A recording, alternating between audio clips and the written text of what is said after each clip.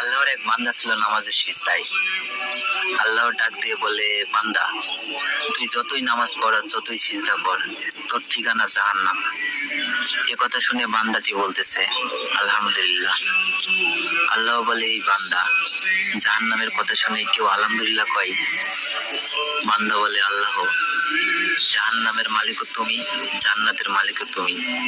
তুমি আল্লাহ যদি খুশি হয়ে আমাকে জাহান্নামও দাও, আমার আপত্তি করার কোনো অধিকার নেই। আল্লাহ বলতেছে, বান্দা, জাহান্নামে গেলে তুই পুড়ে যাবি, তোর কষ্ট হবে। বান্দা বলতেছে, আল্লাহ, কষ্ট শুধু আমার হবে না, তোমারও হবে। আল্লাহ বলে, বান্দা, তুই পড়বি জাহান্নামে, আমার কষ্ট কেন হবে? বান্দা বলে, আল্লাহ, মায়ের কোলে সন্তান যদি পানিতে পড়ে যায়, তাহলে দুনিয়ার কোনো মাই যেমন দূরে দাঁড়িয়ে থাকতে পারে না, দৌড়ে গিয়ে বাচ্চাকে কোলে নেয়, আমার বিশ্বাস ওই মায়ের চেয়ে কোটি কোটি গুণ দয়া তোমার বেশি। আমাকে জাহান্নাম দিলে তুমিও আল্লাহ শান্তি পাবে না। আল্লাহ বলে, বান্দা, এই দলিল তুই কই পাইলি?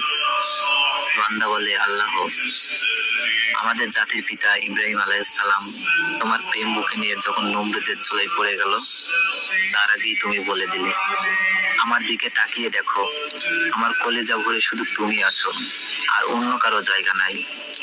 আল্লাহ বলে, বান্দা, আমার প্রেমের ভক্তি নিয়ে যদি কেউ জাহান্নামেও যায়, আমি জাহান্নামকেও জান্নাত বানিয়ে দিব। সুবহানাল্লাহ।